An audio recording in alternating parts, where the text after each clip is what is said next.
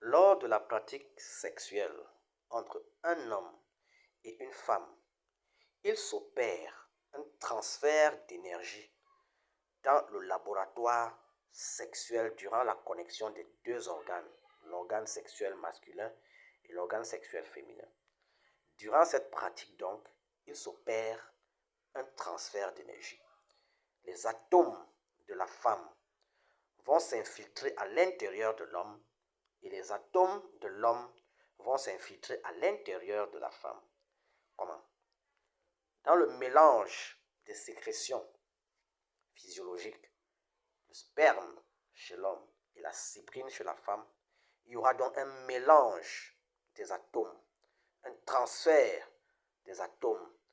Par le mouvement, pour bien expliquer cela, quand l'homme arrive à son point de satisfaction et qu'à l'intérieur de ce laboratoire, il libère sa semence, le mouvement que les testicules de l'homme fait au moment où il évacue sa semence, il y a une forme d'aspiration. C'est comme un aspirateur à l'intérieur de ce laboratoire. Cette aspiration va permettre aux atomes de la femme d'entrer en lui et de créer donc en lui cette fusion.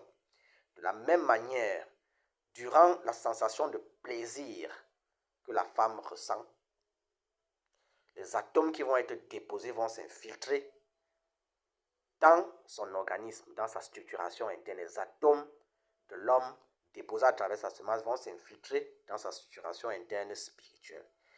À partir de ce moment, à partir de cette fusion des sexes, à partir de ce rapport intime, à partir de ce moment où les atomes sont partagés, le transfert d'énergie s'effectue, se fait, il se crée sur le plan subtil un égrégore, une entité subtile, une entité hermaphrodite, homme et femme, à l'image du couple, à l'image de l'homme et de la femme en train de réaliser le rapport intime.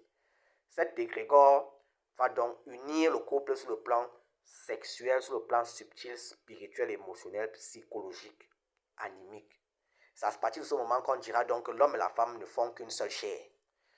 C'est une seule chair dont on parle généralement là. Ce n'est pas le mariage conventionnel, parce que là-bas, ce n'est que la formalité que l'on remplit. Le mariage, c'est cette connexion sexuelle entre l'homme et la femme. C'est là-bas, durant ce moment, qu'ils vont faire une seule chair. Et dans le plan subtil, donc, cela sera matérialisé par la naissance d'une entité spirituelle, un égrégore qui va régir le couple. C'est donc cet égrégore et ces codes qui vont régir le fonctionnement du couple, qui vont régir, c'est cet égrégore qui va régir le mariage du couple. C'est à partir de cet instant que le mariage naît. Donc en réalité, le mariage, sur le plan conventionnel, d'aller à la mairie, à l'église, tout ça, c'est la formalité que nous remplissons. Le mariage, c'est la connexion entre les deux sexes à l'intérieur de ce laboratoire qui va permettre que les deux soient unis sur le plan spirituel, très important, sur le plan spirituel et dans les autres plans. Donc, chaque fois que vous avez une relation sexuelle avec une personne, vous vous mariez avec cette personne. Chaque fois que vous aurez une relation sexuelle avec une personne, vous vous mariez avec cette personne. Ça veut dire que vous allez porter une partie de ses charges, une partie de sa nature spirituelle. Vous serez marié à cette personne.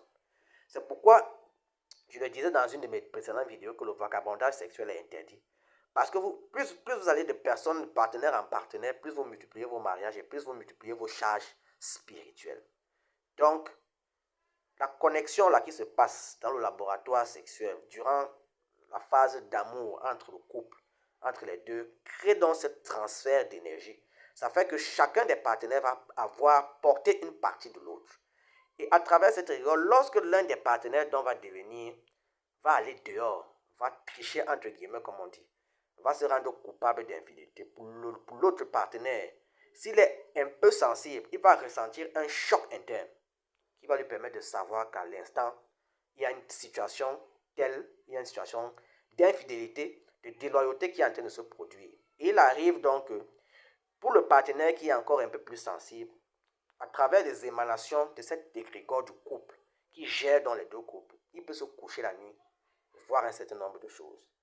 Il peut ressentir des choses, son intuition peut se manifester. En fait, c'est l'énergie dégagée du couple qui va permettre que ces sensations soient ressenties. Parce que un des codes du couple aura déjà été brisé. Un des partenaires sera déjà allé dehors, aura déjà commencé à faire un certain nombre de choses dehors, aura commencé à mélanger les énergies dehors, aura donc commencé à souiller le temple, parce qu'en vérité, l'homme deviendra le temple aussi de sa femme, et la femme deviendra le temple de son mari, de son partenaire. Parce que l'homme, lorsqu'il dépose sa semence dans les entrailles de la femme, elle devient son temple, elle devient son vase sacré. De la même manière, lorsque ces atomes à elle de la femme sont entrés en l'homme, il devient aussi son temple, il devient aussi son champ magnétique d'action. Par conséquent, lorsque la femme se rend infidèle ou l'homme se rend infidèle, c'est le temple du couple qui est violé. C'est pour ça que lorsque cet acte est produit, de nombreuses catastrophes, de nombreuses tragédies, un chaos peut entrer dans le couple parce qu'il y a déjà la faille. Le temple a été ouvert et des énergies contraires, des énergies différentes au couple vont entrer dans le couple et perturber l'équilibre, l'harmonie, l'amour qu'il y avait dans ce couple. C'est pour ça que le vagabondage sexuel est interdit. C'est pour ça que l'infidélité est souvent interdite. Et de manière profonde, l'infidélité de la femme. Toute infidélité est proscrite, mais de manière beaucoup plus profonde sur le plan spirituel, l'infidélité de la femme, parce que c'est la femme qui reçoit. La femme est comme un vase, elle reçoit. Par conséquent, si dans votre vase sacré, vous avez déposé votre huile d'onction secrète sacrée, et ce vase se met à être ouvert à n'importe qui pourra y introduire ses mains, cette huile d'onction va être dénaturée, va être désacralisée, va être souillée. C'est pour cela que, de manière spirituellement profonde, l'infidélité de la femme est véritablement proscrite, est réellement perçue comme un crime.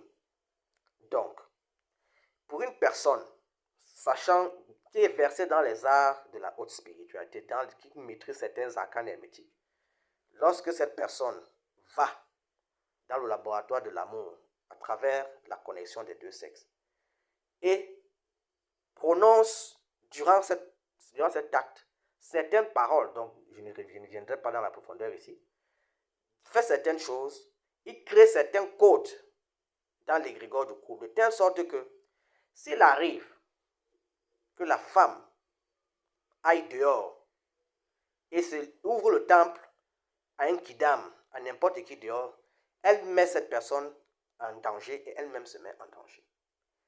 Vous remarquerez que dans notre tradition africaine ancestrale, nos aïeux connaissaient ces choses et ils les pratiquaient.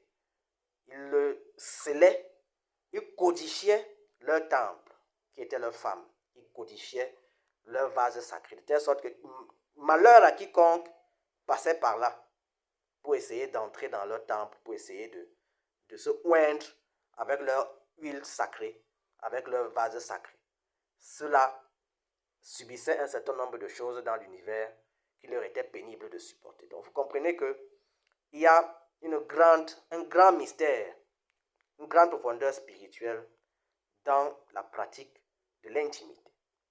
Donc en vérité, même lorsqu'on se sépare d'une personne, il faut attendre au moins 6 mois avant de reprendre des activités intimes, des activités sexuelles avec une autre personne, avec un autre partenaire. Parce que durant la pratique de l'acte sexuel, les atomes s'incrustent, et particulièrement au niveau du centre énergétique sacré des deux êtres. Ça fait que la présence de l'un et de l'autre se trouve imprégnée comme une empreinte indélébile à cet endroit, qui prend corps, puisque c'est le centre énergétique sacré qui alimente les autres centres énergétiques de l'être. Donc par conséquent, lorsqu'une personne, les énergies d'une personne sont présentes dans ce centre énergétique sacré, il faut attendre un certain temps avant de se mettre à nouveau dans un couple pour que l'équilibre du couple puisse s'instaurer véritablement. Sinon, durant la période où vous serez avec une autre personne, il y aura toujours cette sensation. C'est pour ça qu'on dit que l'ex joue toujours un rôle vraiment un perturbateur dans la nouvelle relation. Pourquoi? Parce que psychologiquement, émotionnellement, sexuellement, spirituellement, il est encore présent dans la constitution de l'être de la personne. Donc il faut attendre un certain temps, faire des ordres, il faut vraiment se purifier, attendre au moins 6 mois avant de se mettre à nouveau dans une nouvelle relation, pour que cette relation puisse vraiment avancer sous de bons auspices, sous de bonnes bases. Donc la porte du sexe, la porte de l'intimité est une porte de transfert d'énergie. Et même dans ce transfert d'énergie, beaucoup qui sont versés dans les arts noirs sont capables, à travers cette connexion, de vous voler vos étoiles, de vous voler vos énergies, de prendre tout ce qu'il y a de précieux en vous et de le transformer en ressources financières pour eux, pour qu'ils puissent avancer dans leur cheminement socio-professionnel, dans leur cheminement matériel, transformer cela en pouvoir mystique, satanique, ténébreux, pour pouvoir avoir des grades dans le monde des ténèbres.